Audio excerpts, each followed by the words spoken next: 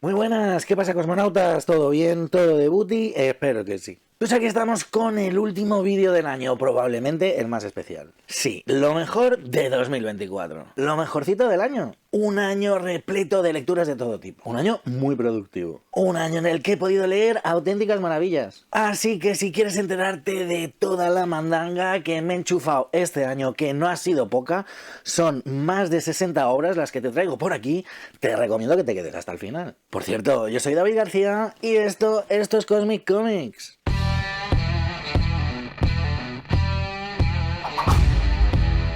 Lo primero, felices fiestas, feliz año a toda la peña. Tanto si estás viendo esto en directo día 31 como si lo estás viendo después. Y dicho esto, quiero aclarar que este vídeo no es exactamente un top, que sí lo es. Lo digo todos los años, sí, es un listado. Sí, tiene un orden, lógicamente. ¿Que el cómic en el puesto 58 es mejor que el que está en el 59? Pues no lo tengo muy claro. El caso es que tenía que ordenarlo de algún modo. Y lo he ido haciendo un poco en función de sensaciones. Y sí, hay un top 10. Un top 10 reñidísimo. Que las 4 primeras posiciones podían haber estado en el top 1 perfectamente, pero tenía que elegir. Y así con todo. Así que por favor os pido que no nos tomemos demasiado en serio el orden y nos centremos en las obras que creo yo son lo más importante. Por cierto, si ves que falta alguna obra que a ti te ha gustado muchísimo, pues es posible que no la haya leído. Me encantaría que me dijeras en comentarios qué es lo que estás echando en falta. Así hacemos de esto algo un poco más interactivo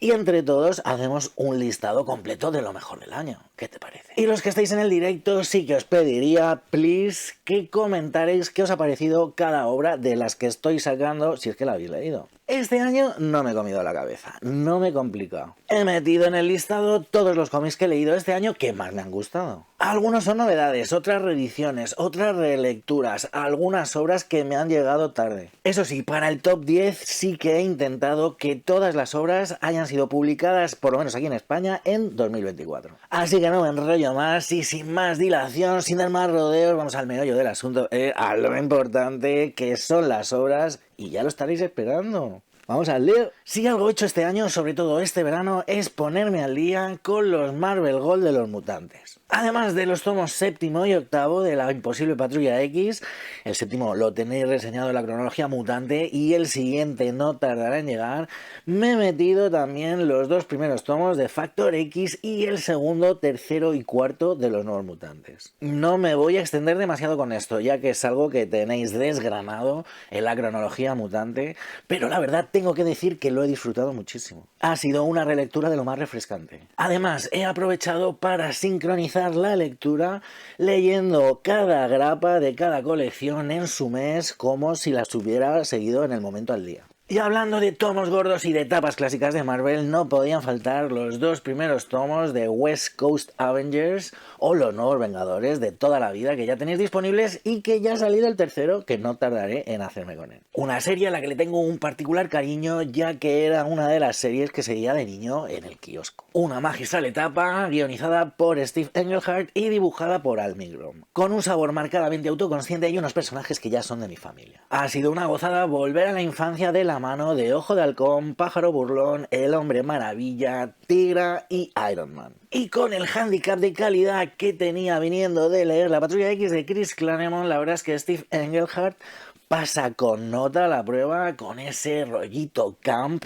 y tan tragicómico que tiene esta serie. Y nos vamos a Japón con un poquito de manga y este esperadísimo iShield 21. Yo iba a entrar aquí como fuese, ya que un Spokon de fútbol americano era exactamente lo que me había recetado el médico. Pero es que además es un manga divertidísimo. Sentido del humor y mucho cariño y respeto por un deporte bastante desconocido por estos lares, pero que a mí me hace tilín desde hace ya un montón de años. Y es que tanto las normas como la dinámica de este extraño deporte están perfectamente plasmadas en este manga lleno de humor. Todo un touchdown. Uno de los eventos clave de este año ha sido el final de Krakoa, la caída de X. Toda una etapa que desembocaba en las 2 miniseries de caída de la Casa de X y ascensión de Potencias de X. 2 miniseries que significaban totalmente el final de esta etapa de Krakoa y que desembocaban en el número 700 Legacy de X-Men. Un final con ciertos altibajos, debo reconocer. Que siendo correcto, estando bien, bueno, me da la sensación de que había podido dar un poquito más de sí, ser un poquito más épico. Entiendo el trabajo editorial que ha significado cohesionar todas estas tramas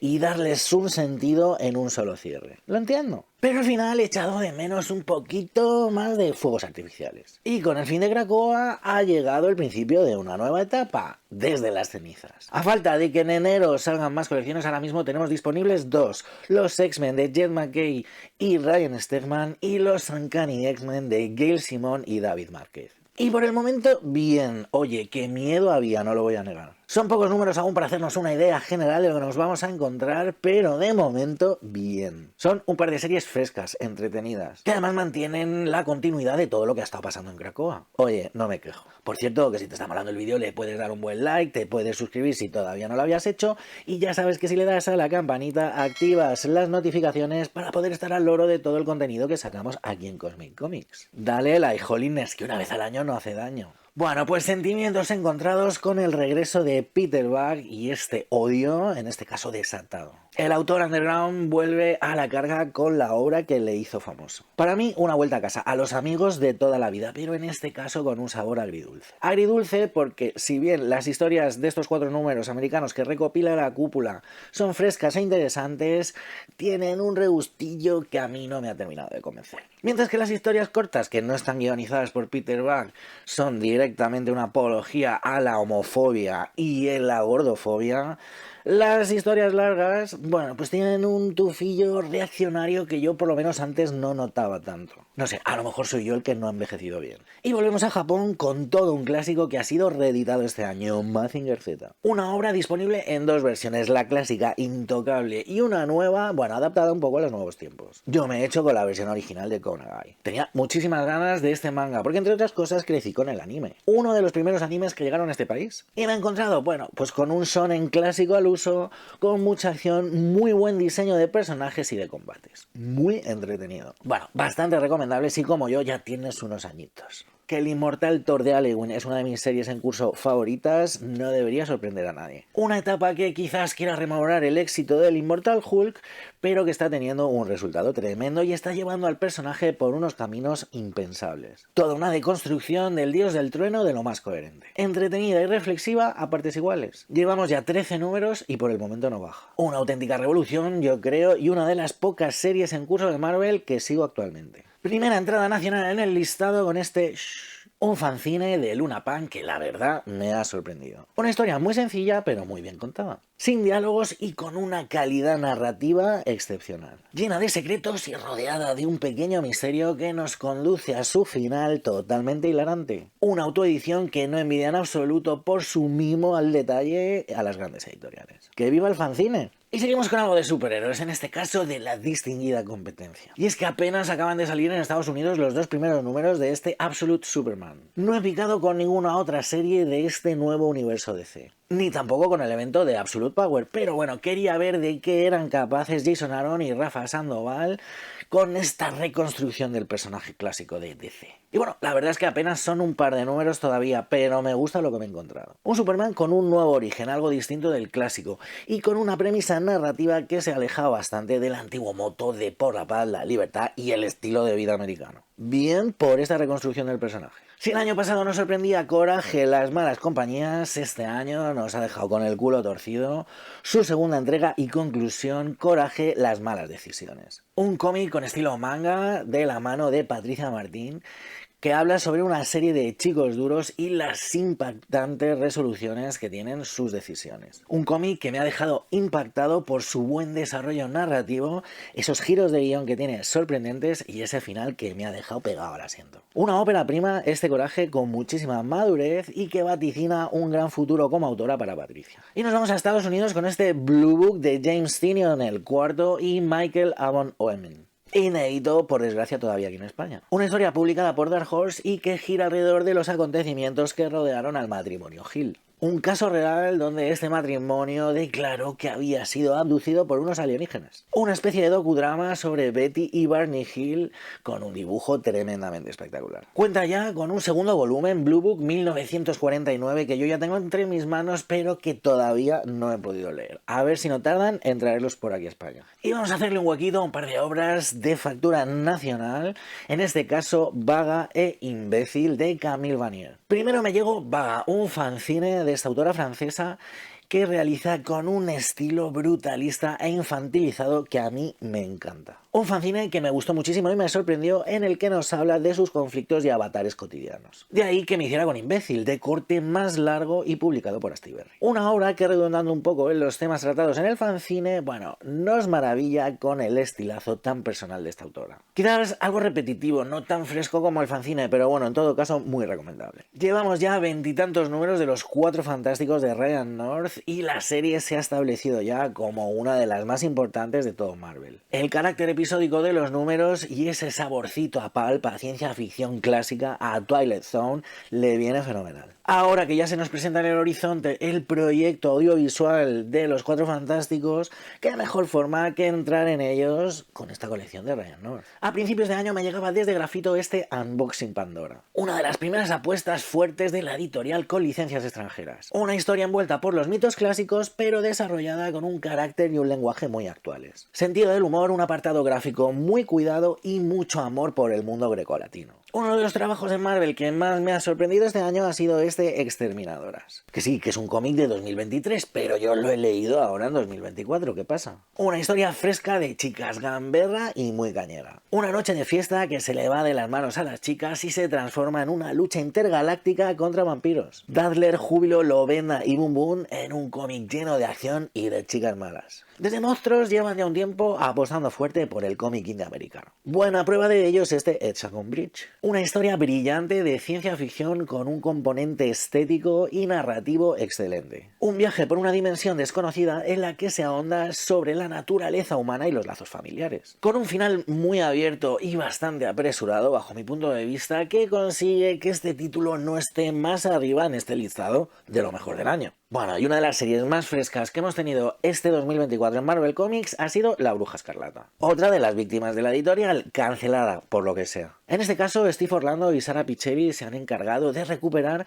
ciertos personajes de la serie de WandaVision, dándole un toquecito urbano y cotidiano que contrasta con el mundo más mágico y superheroico. Un elenco de secundarios de lujo, un evento que no le vino del todo bien y una cancelación sí que nos ha dejado huérfanos de Wanda. Y este 2024 ha llegado a su fin nuestro queridísimo Insomniacs After School. Ha sido un viaje inolvidable en uno de los mangas que más nos ha tocado la patata. Es cierto que a la mitad de camino se ha alargado la cosa un poco, redundando en ciertas situaciones, pero en general ha estado el camino muy bien. Sobre todo por su apartado gráfico, y es que la mangaka Makoto Ojiro nos da toda una clase de estilo y de narrativa pausada. Y la verdad que el final ha sido de lo más satisfactorio. Un manga que no tardaré en releer. Y otra cosita inédita todavía por aquí en España es este Red Coat de Image Comics. Dentro del mismo universo que Heiger, bueno, pues me llamó precisamente la atención en su presentación. Leído por completo el primer arco argumental y tengo que decir que esto es totalmente un placer culpable. Una serie de acción con toques históricos y sobrenaturales y dibujado de forma espectacular por un Brian Hitch que no suele ser santo de mi devoción, pero que en esta serie está brutal. Y tras la decepción que sufrí con Heiger, bueno, pues este Red Coat ha sido todo un sople de aire fresco. Y nuevamente en el terreno nacional este año nos llegaba Bumpy se lo pasa de miedo. Una nueva entrega de las aventuras de Bumpy perpetrada por nuestro querido José Fonollosa. Varias historias cortas de corte infantil en las que vamos a ver las aventuras de Bumpy, la niña rebelde. Un montón de referencias que van del terror más clásico al actual, un montón de empatía y cero condescendencia con los lectores más jóvenes. Divertidísimo. Y si hablábamos de la gran apuesta de monstruos con el cómic indie americano, el gran pelotazo de este año ha sido la adquisición del universo Energon. Universo al que pertenecen estos Transformers de Daniel Warren Johnson. Una apuesta sobre seguro, pero que había que hacer. Leídos ya los dos primeros arcos argumentales, el segundo creo que todavía está inédito aquí en España, dibujado maravillosamente por el genial Jorge Corona. Una auténtica carta de amor por la franquicia que sabe adaptar perfectamente sus clichés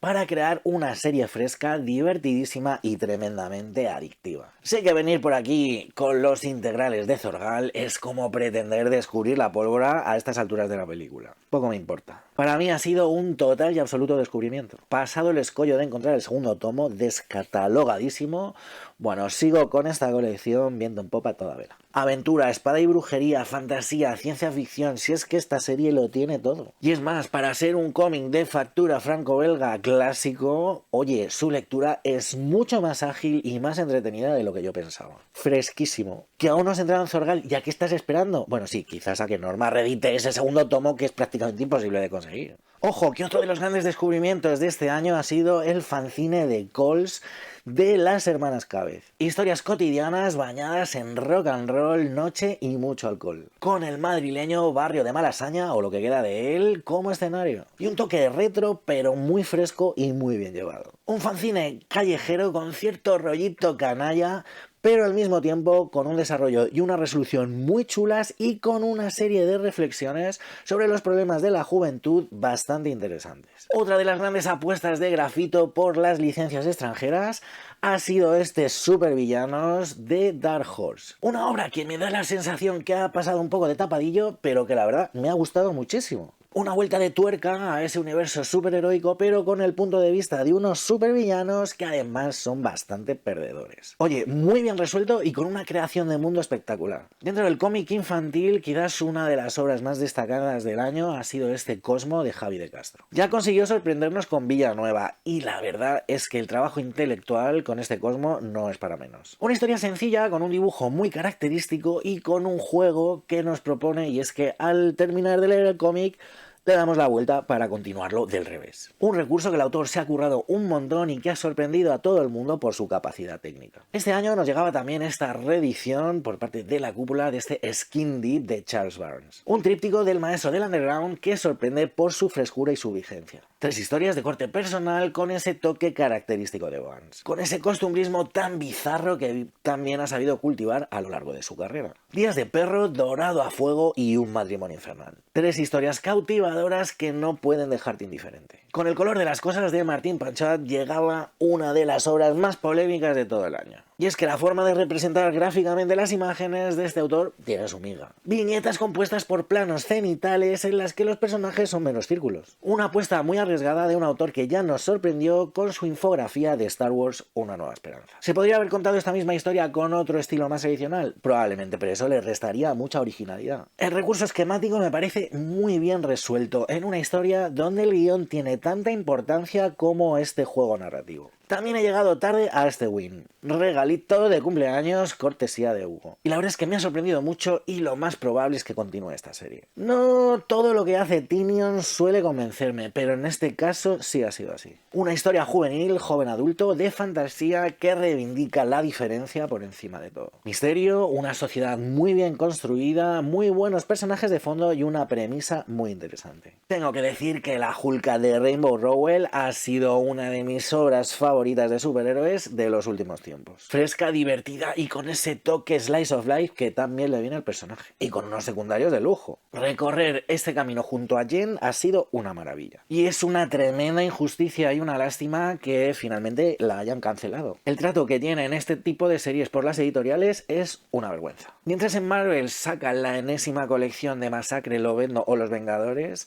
este tipo de personajes femeninos parece que no tienen cabida en la editorial. Grata sorpresa también este Medusa y Perseo de André Brembauer. Una cuidadísima edición de Tengu. Una revisión del mito de Medusa en clave feminista y con una especial atención al apartado gráfico. Además cuenta con un juego narrativo interesante y es que son 2 historias que confluyen en el centro en una gran splash page. Es decir, se lee la historia de Medusa hasta la mitad del tomo, hasta esa splash page, le damos la vuelta al tomo, empezamos por la contracubierta, la historia de Perseo, hasta llegar a esa splash page que, como digo, comparte final de las 2 historias. Una delicia de cómic, la verdad. Ojo, que la serie que más estoy disfrutando últimamente de Marvel es este Ultimate X-Men de Peach Momoko. Una serie a la que le tenía cierto miedo miedo, porque es que a Peach Momoko solo la conocía como portadista y nunca había leído nada de ella. Oye, pues una maravilla. Con un toque abiertamente manga nos cuenta la historia de Armadura con un rollito de terror muy a la japonesa que le viene fenomenal al personaje. No siempre ha sido buena idea llevarse al terreno del manga a los personajes de Marvel, en este caso creo que es todo un acierto. Ya hablando de manga, por ahí sigue Atelier of Witch Hat dando mucha guerra. Este año han sido 2 tomos los que han salido gracias a Milky Way, el 12 y el 13, y la cosa no baja. Sin entrar en el terreno de los spoilers, decir que estoy encantadísimo con esta serie. Empatía, buen rollo a raudales, cookismo a muerte,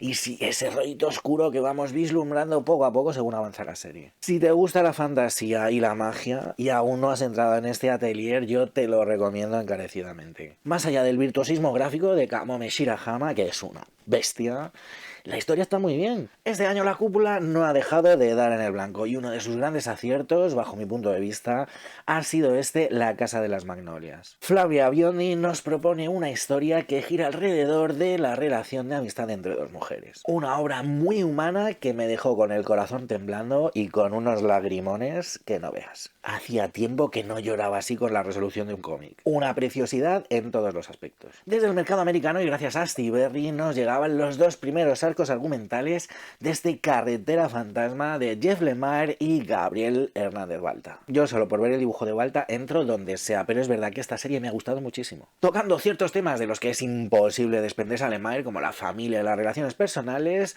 nos propone un thriller sobrenatural muy bien desarrollado. Una historia que por el momento queda inconclusa a la espera de que salgan más números en Estados Unidos. Y si hablamos de cómic americano, no podría faltar por aquí este Saga. Un 10º tomo ya, el que ha salido este año, y segundo arco argumental de esta segunda temporada después del parón. Saga es una de mis series favoritas del mundo mundial. Se nota que sus autores, Vaughan y Staples, se toman su tiempo, y eso está muy bien. Nueva entrega de esta segunda etapa que nos está gustando tanto o más como la primera. Una auténtica montaña rusa llena de personajes nuevos que decoran este universo en el que nosotros ya nos sentimos como en casa. Sí, Contrition es del año pasado, de 2023, pero yo lo he leído este 2024. Según muchos, una de las mejores obras del año pasado. Y no les falta razón en cuanto a calidad técnica. Tanto el trabajo de guión como de dibujo son una pasada. Eso no lo puedo poner en duda. Pero la conclusión del tema principal, que gira alrededor de un depredador sexual pederasta, no podría estar más en contra de mis principios. Una conclusión, yo creo, demasiado maniquea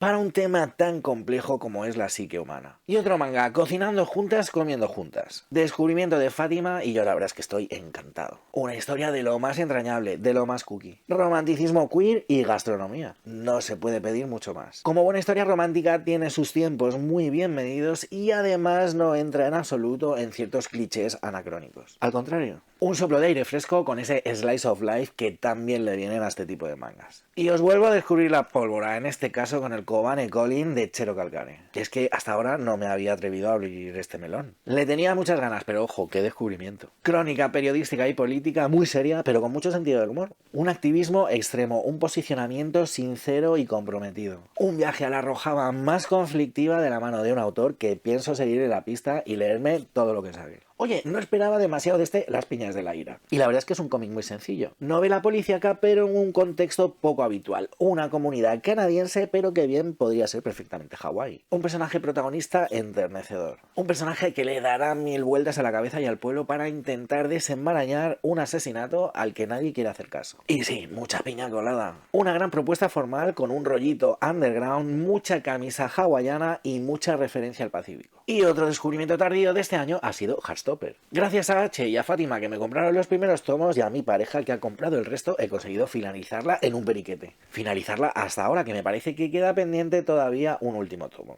Enganchadísimo también a su adaptación televisiva. Una historia de amor adolescente entre 2 chicos que no podrían ser más diferentes. Un cómic con un fondo de temática romántica, pero que habla de unas cuestiones muy interesantes como la amistad, la salud mental, las relaciones familiares o el colectivo LGTBIAQ+. Y seguimos con descubrimientos tardíos, en este caso Nimona. Una obra que también se complementa muy bien con su versión audiovisual. Un cuento fantástico que le da totalmente la vuelta al concepto de héroe, villano y monstruo. Una tremenda metáfora queer. Un personaje memorable como es Nimona y un universo muy rico y muy bien versionado y extendido en la adaptación de Netflix. De verdad que merece mucho la pena combinar la lectura del cómic con la visión de la película. Y con esto llegamos al primer puesto de cómic de superhéroes en este listado con Primer de DC Comics, inédito aquí en España. Una premisa original, un desarrollo de lo más wholesome y un personaje principal inolvidable. Esta miniserie, que sirve un poco de presentación del personaje, nos habla de cómo esta chica huérfana es adoptada por una familia. Entre unas cosas y otras, tampoco quiero spoilear demasiado la trama, consigue un poder muy peculiar que tendrá que ver con una pintura de colores. De corte juvenil, joven adulto, es una obra súper recomendable para todo el mundo. A ver si cambian las cosas y la vemos por aquí publicada. Y sería raro que no incluyeran en este listado la que probablemente sea mi serie regular en curso favorita,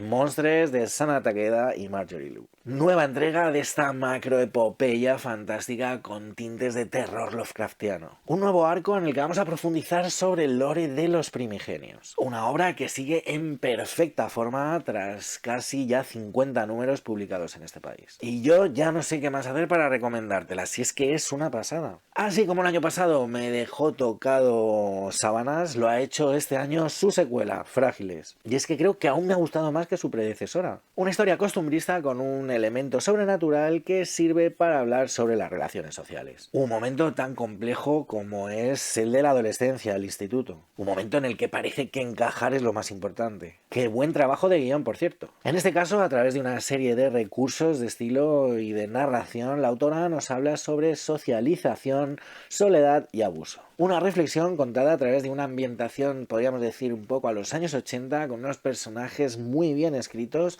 y un corazón enorme. Súper recomendable tanto Frágiles como su predecesora, Sábanas. Y esto no sería un listado de lo mejor del año sin una obra de Álvaro Ortiz. Y en este caso no es una obra, sino que son dos. Primero empezamos con Rituales, una obra algo antigua de este autor que, por lo que sea, no había llegado a mis manos antes. Una auténtica gozada. Una historia desestructurada en varias historias cortas que confluyen y forman un todo mucho más grande. Y por otro lado, estreno de este año La Pequeña Genia y El Monstruo del Valle. Continuación de La Pequeña Genia y La Partida de Satrang, en este caso con un ambiente más oriental. Y es que en este caso Ayu viaja hasta Japón para enfrentarse a un terrible monstruo y por el camino, aprenderá una serie de lecciones vitales. Unos personajes secundarios deliciosos, un montón de referencias a la cultura nipona y un desenlace que nos ha dejado con el corazón calentito. Gráficamente Álvaro es un monstruo, un máquina, un titán, submarino nuclear. El trabajo de color es una maravilla maravillosa. Pues que además consigue crear una historia infantil que te atrapa independientemente de la edad que tengas. También algo tarde me llegaba La triste vida del alegre perro Cornelius. Un trabajo muy meticuloso y de proporciones prácticamente bíblicas. Un recorrido por la historia del cómic en forma de homenaje. La historia de un personaje patético en un thriller de misterio con un ejercicio estilístico brutal.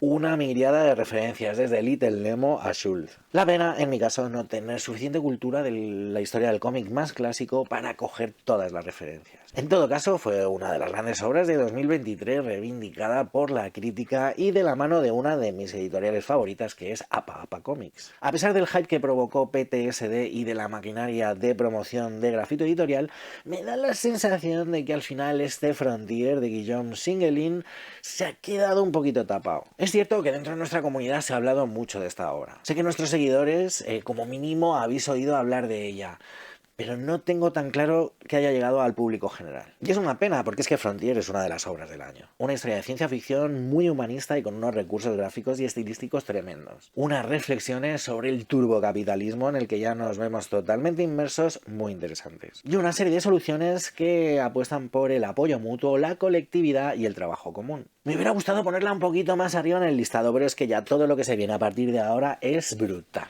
Como me gusta el tándem formado por Marjorie Liu y Sana Takeda. La dupla creativa de Monsters vuelve a la carga con el segundo libro de Night Eaters. Tras todo lo planteado en el primer libro viene el desarrollo de las tramas. ¿Y qué desarrollo? En este caso, si no ha llegado al top 10 es porque aún está por terminar, ya que falta ese tercer libro que espero encarecidamente que se publique este 2025. Una historia de misterio sobrenatural con ese toque de costumbrismo de Slice of Life que tanto nos ha gustado a todos los que nos hemos acercado a esta obra. La pareja creativa de Takeda y Luz se lo toman con calma y eso se nota y mucho en el resultado de sus obras. También he llegado un poquito tarde a este Hokage. Y es que sabéis que tengo mis prejuicios contra la BD de corte más clásico. Prejuicios que por otra parte estoy intentando superar gracias, entre otras cosas, a obras como esta. Un western despiadado con toques de road movie, muy duro, muy cruel, pero con un mensaje alto y claro. Una obra que habla sobre la situación de los pueblos indígenas tras la colonización de españoles, británicos y franceses. Sin un gramo de paternalismo europeo ni de síndrome del Salvador Blanco. Neyev nos hace transitar por una historia llena de plomo y sangre. Un canto desgarrado, en este caso de El pueblo Lakota, que como tantos otros se ve vergonzantemente reducido y recluido en las reservas indias dentro de Estados Unidos. Masacrados por el hombre blanco y encarcelados en su propia tierra. Olvidados por las administraciones y sumidos en una nube de melancolía. Una historia muy cruda que no hace prisioneros con un apartado gráfico espectacular. No debería ser sorpresa para nadie que esté tan arriba este Clementine de Tillie Walden. De hecho, y como algún otro caso, si no está directamente en el top 10 es porque todavía no ha terminado y nos falta una tercera entrega. Sin ser yo gran fan de The Walking Dead, este spin-off perpetrado por mi autora favorita del mundo mundial me ha encantado. Una vez más, la Walden demuestra saber moverse perfectamente entre cualquier género. Una obra, eso sí, que al estar dentro del universo de Skybound quizás no deje que la autora se explaye tanto a nivel experimental en lo gráfico, pero que sí llega a unas cotas de calidad muy altas. Un tremendo trabajo de personajes, de relaciones personales en ese mundo tan peculiar de los muertos vivientes, donde cada instante es de tensión y de peligro constante. A falta de ver cómo concluye el último tomo de toda esta historia de Clementine, bueno, súper contento con este último trabajo de Tillie Walden. Y con esto llegamos a Public Domain, o dominio público como se ha traducido aquí en España. Obra personal de Chip Zdarsky que no solamente guioniza, sino también dibuja en tinta y colorea. Juan Palomo. En Estados Unidos han salido ya 10 números divididos en 2 arcos argumentales, de los cuales Planeta ha editado aquí el primero. Cuenta además con un spin-off que se llama Domain, que yo todavía no he podido hacerme con él. Y en este caso el bueno de Zdarsky nos habla sobre la creación de personajes dentro del mundo del cómic y el maltrato por parte de las editoriales. Una reivindicación a todos los Kirby, Ditko, etcétera, que han visto ellos o sus familias como personajes creados por ellos llegaban a las pantallas grandes generando un montón de beneficios de los cuales pues, no han visto ni un centavo. Una obra que ahonda en la creación artística y nos habla mucho de esos entresijos de la industria y que también aprovecha para hablar sobre las relaciones familiares. Probablemente mi indie favorito del año. Y traigo por aquí otra obra que no entra en el top 10 de milagrito, Los Pitlis de Jeremy Morrow. Una obra exquisitamente intimista, humanista y que nos habla sobre las consecuencias del cambio climático, algo que acojona. Los Beatles es una obra de descubrimiento personal, de hastío existencial, sí, pero también de aventura, de desconexión digital, de las raíces más profundas del ser humano sobre la Tierra. Una búsqueda de la identidad en una naturaleza salvaje que ya no se comporta como debería. Un aviso a navegantes, y es que cuando los ciclos naturales cambian drásticamente es que quizás ya sea demasiado tarde. Tanto el guión como el apartado gráfico es espectacular. Sobre todo el tratamiento del color, que me ha llamado mucho la atención. Un trabajo que nos lleva a esos parajes helados de Alaska y que nos sitúa perfectamente en ese momento personal y vital de los protagonistas. Sabéis que no soy especialmente fan del cómic franco-belga, pero cuando me encuentro con propuestas como esta, que son bastante distintas tanto en lo formal como en lo temático, suelo quedar muy satisfecho. Y casi entrando en el top 10 tenemos este Perros de Keum-Suk Gendry Kim. Y es que tras revolucionar el mundo del cómic con Hierba y con La Espera, sobre todo con Hierba, bueno, la autora coreana vuelve a la carga este año con Perros. Con su lenguaje intimista y este arte espectacular, nos va a llevar de la mano por una obra autobiográfica en la que nos hablará de su relación con sus perros. Una historia que sirve de excusa un poco para hacer una crítica voraz sobre la sociedad coreana. Y en este caso, a pesar de la dureza de alguno de sus pasajes, podemos hablar de un espacio bastante más seguro en lo emocional que en Hierba o La Espera. Una historia muy humana en la que el autor además experimenta con un nuevo estilo gráfico que creo que encaja muy bien con este tipo de historias. Y ahora sí que sí, inauguramos el top 10 y lo hacemos con este Gualicho de Sole Otero. Una historia que a través de una serie de historias entrelazadas nos habla del poder femenino de la magia. Presente y pasado entrelazados a través de una familia, de unas misteriosas hermanas.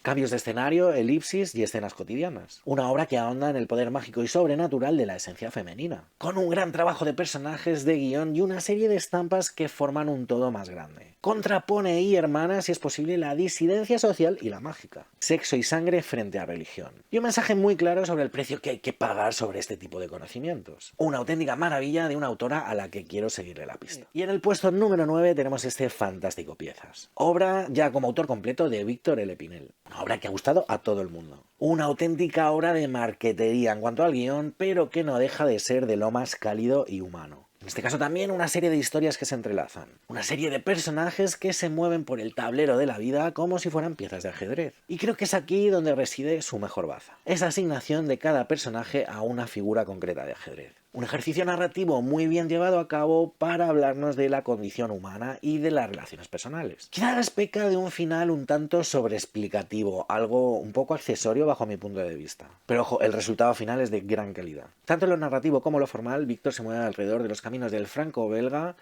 con una especial atención al dibujo y el color. Una historia muy emotiva que nos ha conmovido. Y como no podía ser de otra manera, tengo que incluir en este top, en el puesto número 8, a Rastros de Sangre de Shuzo Shimi. Obra finalmente terminada con sus 17 tomos que nos ha hecho sufrir como ninguna. La opresiva y tremendamente bien contada historia de una madre y un hijo. Una trama de obsesión marcada por esa narrativa tan pausada pero tan bien construida. A través de un estilo que fluctúa entre primerísimos planos de detalle, síntesis y desvaríos vanguardistas, nos hemos encontrado con uno de los mejores mangas de terror que hemos leído jamás. Recuerdos, elipsis, flashbacks y unos giros narrativos que son ya marca de la casa. Y un final que nos ha dejado con el culo torcido, que me ha sorprendido tremendamente. Un estudio psicológico profundo y bien armado a través de la mirada enferma del maestro Shimi. Qué bien nos lo hace pasar con su malrollismo. Es cierto que Shangri-La es una reedición, pero mira, me ha gustado tanto que no podía dejar de estar en este top 10, en este caso en el número 7. Matthew Bablet ya me sorprendió gratamente el año pasado con su Adrastea. Este año, con su quizás más cacareada obra, no ha sido menos. Una epopeya social de ciencia ficción en un mundo gobernado por las macrocorporaciones. Y es inevitable, tanto por sus fechas de salida como por su temática, pues hacer una comparativa con el Frontier de Singelin. En este caso, con un calado bastante más pesimista y una naturaleza desoladora. La denuncia está ahí. La propuesta formal y narrativa es impresionante. El estilo de Bablet es una pasada. Un estilo que trata de alejarse del típico del mercado franco-belga, creando un rollo muy personal y muy identificable. Un estilo que es capaz de no perder el ritmo narrativo a pesar de la gran cantidad de información y de detalle por viñeta. Una delicia visual con un compromiso social muy marcado, pero que, al contrario que Frontier de Singelin, que sí que ofrece soluciones, en este caso tenemos un marcado carácter pesimista que no encaja con mi filosofía vital. Desde Estados Unidos nos llegaba este En el Limbo, que se coloca en el número 6 de la debutante Deb G.J. Lee. Un indie autobiográfico de adolescencia, de autoconocimiento, de descubrimiento personal. A través de un estilo muy personal y muy sincero, la autora nos habla del trasiego de sus últimos años de instituto. Búsqueda de la identidad, relaciones familiares y personales con un toque muy intimista. En una etapa tan complicada como es la adolescencia, la autora nos habla de la dificultad de encajar, de encontrarse a uno mismo. La superficialidad de la sociedad americana, extrapolable al resto de Occidente, el racismo implícito y explícito y la presión social. Con una serie de personajes llenos de matices, de grises, en los que nada es blanco o negro. Con unos diálogos exquisitos y un estilo gráfico muy personal y depurado que va desde el diseño gráfico al manga. Nos vamos a encontrar con una serie de temas que a mí personalmente me han tocado la patata, como es la salud mental, los cuidados, la adolescencia, la búsqueda de identidad y el problema para encajar en sociedad. Sin duda, de lo mejor del año. Y en el puesto número 5 de este top subgéneris que estoy montando tenemos otra obra de Keum-Suk Gendry-Kim. Mañana será otro día. Y es que a mí esta autora de manga me gusta muchísimo. Y en este caso, con un estilo similar al de Perros, nos va a contar una historia también bastante cotidiana sobre la maternidad. Tirando también de recursos autobiográficos, nos va a hablar sobre su personal periplo a la hora de tener un hijo. Los problemas de fertilidad transformados en una crítica no tan velada hacia, pues tanto la sociedad coreana como yo creo que también la occidental en general. Un estudio feminista sobre la maternidad con una profundidad que ya hemos visto en el resto de la obra de Kendrick Kim. Sin duda, una autora que se ha vuelto ya para mí en una de mis favoritas. Por su forma de enfrentarse a la narración, por su estilo pulido y trabajado, y sobre todo por esa forma que tiene de transmitir ciertas ideas, ya sean de denuncia, de crítica o meramente costumbristas. Para sorpresa de nadie, tenemos aquí en este puesto número 4 El cuerpo de Cristo de Bea Lema, que sí que es una obra publicada en 2023, pero a mí me llegó este año y había que incluirla en el top. Una obra por la que hemos apostado muy fuerte desde Cosmic Comics y que se ha visto recompensada con el Premio Nacional del Cómic. Un aplauso a Bea Lema. Por medio de un tratamiento de autoficción y un estilo bastante infantil, la autora nos llevará por su historia como hija de una persona con esquizofrenia. Un tratamiento muy duro y visceral, muy sincero, pero al mismo tiempo lleno de amor, comprensión y empatía. Y una denuncia tanto a la sociedad que estigmatiza este tipo de enfermedades como a las instituciones que muchas veces no saben dar las herramientas suficientes para afrontar este tipo de realidades. Formal y estilísticamente funciona a la perfección. Narrativamente es todo un acierto. Quizás ahuyente a algunos con ese estilo infantil y con esos bordados que además narrativamente tienen todo un sentido.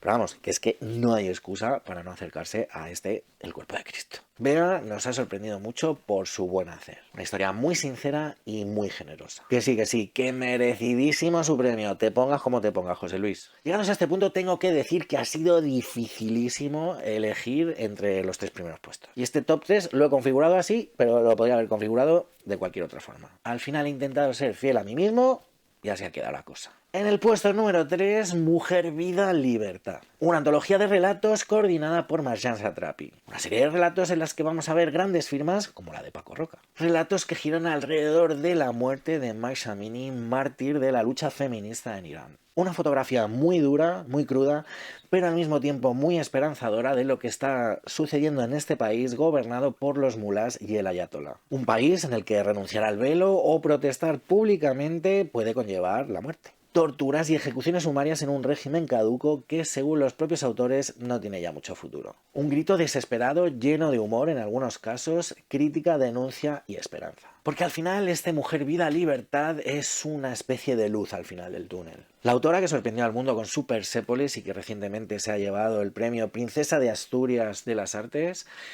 ha dado totalmente en el clavo coordinando esta antología. Una obra que da mucha visibilidad a una situación que muchas veces olvidamos debido a nuestra visión ombligocentrista. Una lucha viva, callejera y también desde el exilio, la diáspora, que nos recuerda las injusticias en forma de cómic de este régimen de los mulás. No sé si es algo pronto, ya que ha sido recientemente publicado, o estamos hablando del gran tapado del año. En este caso se nos cuela en el puesto número 2 Las personas de los apartamentos dorados, de Pak Kung-won. Y es que la lectura de este manga ha sido un auténtico balazo a la cabeza. A pesar de tener ciertos problemas de rotulación, en general es un trabajo de maravilla con una edición muy cuidada. Una historia de realismo mágico en la que se entremezcan 2 historias con un componente eminentemente trágico. Una historia que nos habla sobre las atrocidades del gobierno de Corea del Sur tras la ocupación de Corea del Norte en la Guerra de Corea. Sí, las atrocidades del gobierno de Corea del Sur. Y es que me daba bastante miedo entrar en esta obra que habla de estar en medio de 2 bandos políticos distintos. Pensé que podría ser algo más equidistante y no es así en absoluto. Un grito de denuncia que se torna en pura poesía. Unos personajes entrañables. Una atmósfera extraña y fantasmal que acompaña perfectamente a toda la propuesta. Y es verdad que estamos ante una obra dura de cojones. Una obra que no se corta en mostrar lo más oscuro del ser humano, pero que al mismo tiempo también nos muestra un camino de esperanza. Oye, recomendadísimo. Y siendo fiel a mí mismo, como he dicho, solo podía dejar este top número 1 para La Tierra Yerma de Carla Berrocal. Y es que es la obra con la que más he disfrutado este año, la que más me ha gustado. Y es que más allá de las virtudes formales o la profundidad de los temas, que también los tiene esta obra, me he dejado llevar por mi propio gusto, por mi propio disfrute. Y es que estamos hablando de este maravilloso western castizo y sáfico. Un western que se plantea deconstruir al propio western, que nos habla de una tierra inventada, acaso soñada, pero que sobrevuela por ahí en nuestro inconsciente colectivo. Una tierra imaginada, pero castellana. Con esas charras, esas guardianas de la tierra que nos acompañan en ese escenario, que funciona también un poco poco como protagonista. Un ritmo bestial, pausado, contemplativo, con una serie de recursos narrativos incontables. Un cómic que reivindica lo pulp, la novela de Aduro, pero que al mismo tiempo eleva el cómic a lo más alto. Qué grande la Tierra Yerma y qué grande Carla Berrocal. Te lo digo yo. En este TVazo además nos sumergimos en un sinfín de pasiones. En una crítica a las masculinidades más tóxicas. En un discurso feminista bien estructurado y de lo más necesario. Amiga, pásate por la Tierra Yerma que no te vas a arrepentir. Hazte con él por la barraca sagrada. Venga, ya está aquí mi pequeña aportación a lo mejor del año. No me quiero extender mucho más, que ya llevamos un buen rato. Y además quiero que sean las obras las que hablen por sí mismas. Eso sí, desearos a todas, a todos y a todes que tengáis un excelente 2025 dentro de lo que cabe. Está la cosa bastante jodidilla por ahí fuera, así que por lo menos intentad rodearos de buenos cómics. Y nada, que por hoy yo me despido, cosmonautas. Así que como siempre ya sabéis, leed buenos cómics e intentad ser felices.